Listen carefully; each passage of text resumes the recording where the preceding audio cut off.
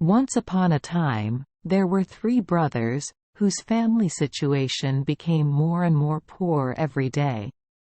When there was nothing left to eat at home, the 3 brothers said to each other, "It can and number 39 T be like this. It and number 39 's best if we travel the world to make a living." The 3 brothers decided to go on a journey. They traveled a long way, passing through many grasslands, but still had no luck. One day they came to that big forest. In the middle of the forest was a mountain. When they got closer, they saw that it was a silver mountain. The eldest brother said, "So luck has come, I Don and number 39. T want anything more?" He took as much silver as he could carry. He brought the silver back home. The 2 younger brothers said, "Our luck must be something more precious than silver." Neither of them touched the mountain of silver. They kept going. After a few days of traveling, they reached that mountain, a golden mountain. The second brother stood hesitantly. What to do now? Get enough gold to last a lifetime or move on? Finally he decided to take the gold. He filled a big bag full of gold. He wished his youngest brother luck and set off to return home. The younger brother said little. "I Don and number 39 T care about gold or silver. Why deny yourself happiness? Maybe something better will come to you." He was on his way again. After 3 days he came to a vast forest that seemed to never end. Hunger and thirst tortured him. He climbed to the top of a tall tree and looked around to see where the edge of the forest was. All he could see was the top of the tree. He climbed down to the ground again. "Hunger makes my whole body ache," he thought. "I wish I had something to eat to overcome this hunger." Suddenly he saw a table with steaming hot food. He said, "This time my wish will come true." He walked over and sat down to eat without even thinking about who cooked and served on the table. He ate deliciously and ate until his hunger was gone. After eating, he thought, it would be a waste to let these dishes rot. He wrapped them all up in the tablecloth, then continued on his way. At dusk, he felt hungry, so he took off his towel and said, "I wish the tablecloth was full of delicious dishes." He had just finished speaking when he suddenly had delicious food all over the tablecloth. He muttered, "Now I know, this magic tablecloth is more precious than mountains of silver or gold." He found he could not return home with this magic tablecloth yet. He wants to continue traveling the world to find luck. One evening he met a coal burner with a face full of coal dust in the forest. This person and number 39's dinner consists only of potatoes. He said, "Hello, Black Starling. Are you okay in this wilderness?" The charcoal burner replied, "Every day is the same, we eat only potatoes at night." "My friend ate together for fun." He said, "Thank you.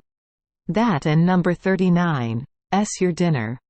If you would please eat with me, I would like to invite you to eat with me." The person burning the coal said, "Who will give you something to eat?"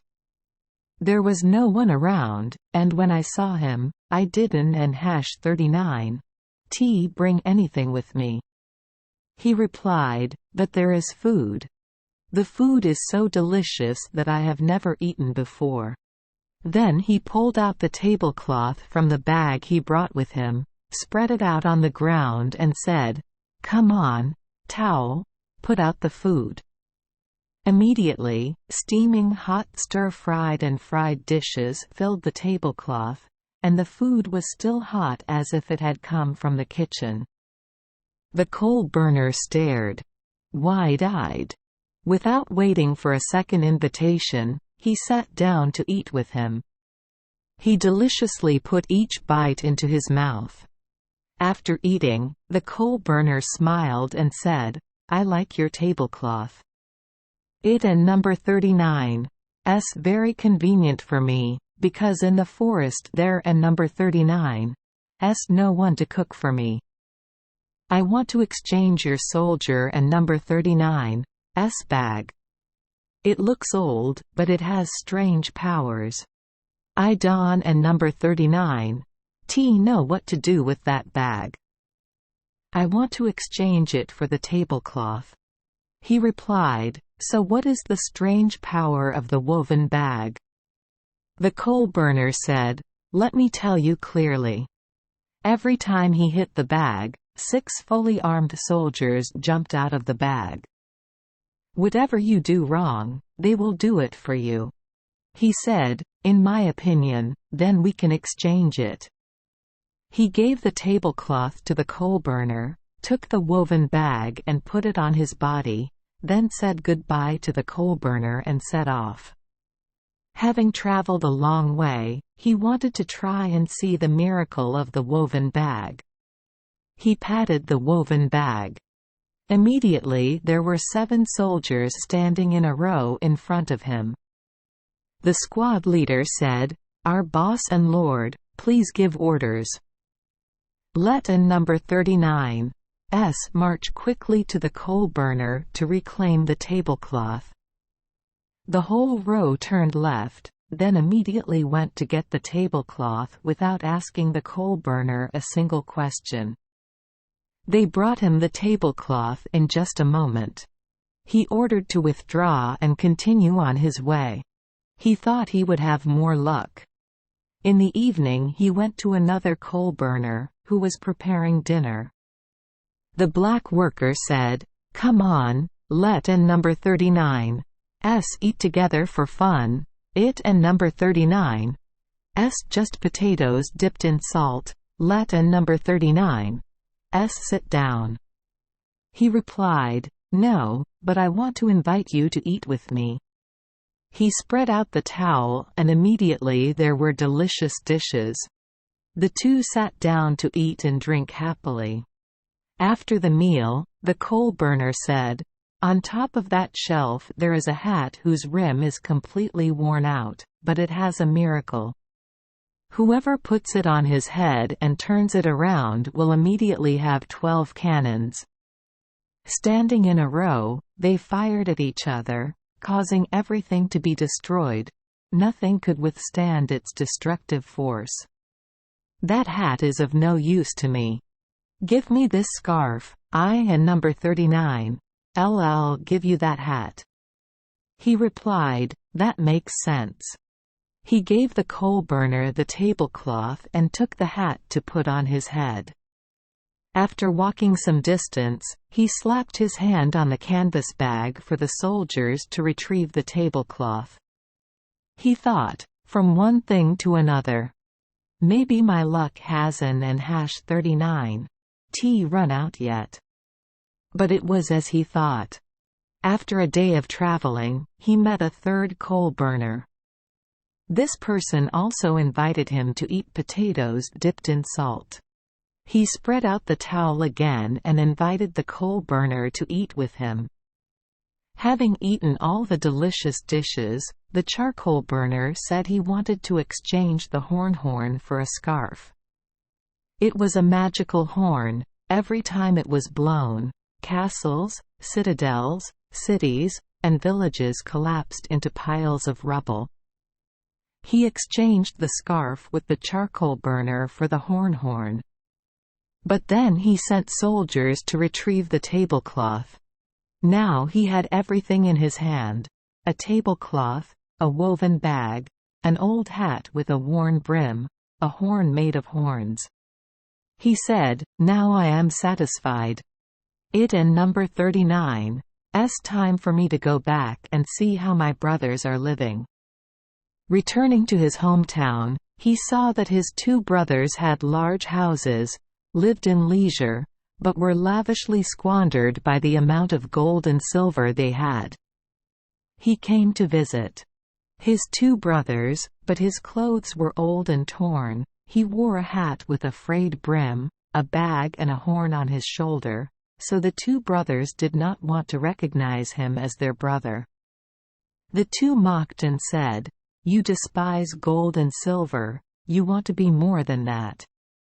I thought he would return in luxury and splendor like a king, but who would he be like a beggar?" Then the two older brothers chased the youngest brother out of the gate. The youngest brother became angry, repeatedly hitting the bag until there were 150 soldiers standing neatly in front of him. He ordered soldiers to surround two houses.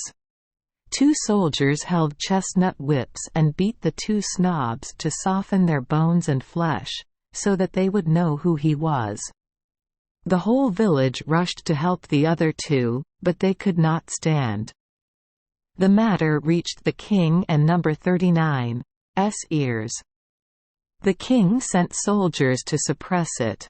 He slapped his hand on the bag again. The number of soldiers was now more than before, so they defeated the army sent by the king. The entire army had to retreat, everyone, and number 39's face was covered in blood. Hearing the news, the king said, "We must capture and tie that enemy until we catch him." The next day the king sent a large army to suppress it.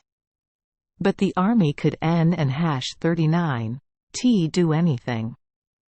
He pounded his hand on his bag continuously, so his army was countless. Then he turned his hat around a few times, and artillery shells flew towards the king and number 39's troops, forcing the officers to flee. He said, "Only when the king marries the princess to me and cedes this whole country to me will I sign a peace treaty." He told someone to tell the king that. The king said to his daughter, "What must be done is truly painful. But knowing what to do now, I had to do what he asked. My father had to marry me to him." The wedding was held lavishly, but the princess was not happy, because her husband was a commoner, dressed sloppily, wearing a worn-out hat and a woven bag on his shoulder. She just wanted to escape that situation, so she thought day and night about how to accomplish that goal. Suddenly she thought, "Who knows, maybe that woven bag has a miracle." She showed great love and affection for her husband, making him deeply moved. At that time she said, "You should get rid of that old handbag. You look so messy wearing it. I and number 39 am embarrassed too." He replied, "My dear, that woven bag is my most precious treasure. As long as you have it with you, you are not afraid of any power." Then he told her about the miracle of the woven bag. She pretended to hug and kiss him to take the bag off his shoulder, then she quickly ran away. When he was alone, the princess slapped her hand on her bag, ordered the soldiers to arrest him, tie him up and drive him out of the citadel. The princess also ordered other groups of soldiers to pursue him from one area to another and planned to chase him out of the kingdom. The work seemed to be over, but as soon as he was untied, he turned the hat on his head a few times, and immediately artillery shells flew into the royal citadel, causing the entire citadel to collapse. The princess had to come and beg. She begged so well that he relented and forgave her. Now the princess always welcomed him warmly, making him not think about taking precautions while she still had the woven bag. The princess thought, as long as that hat was with him, she could do nothing to him. Waiting for him to fall asleep, she picked up the hat and immediately threw it onto the street. But he still had the horn. While angry, he took the horn and blew it. The castle and citadel collapsed, and the king and princess died in the ruins. No enemy army has the power to destroy Seeing that, he stopped blowing. He ascended the throne to rule the country. Thank you for joining us for today's fairy tale. We hope these stories bring joy and meaning to your day. If you love our channel, please hit the subscribe button so you won't miss any exciting tales. Wishing you a good night and sweet dreams. See you in the next story.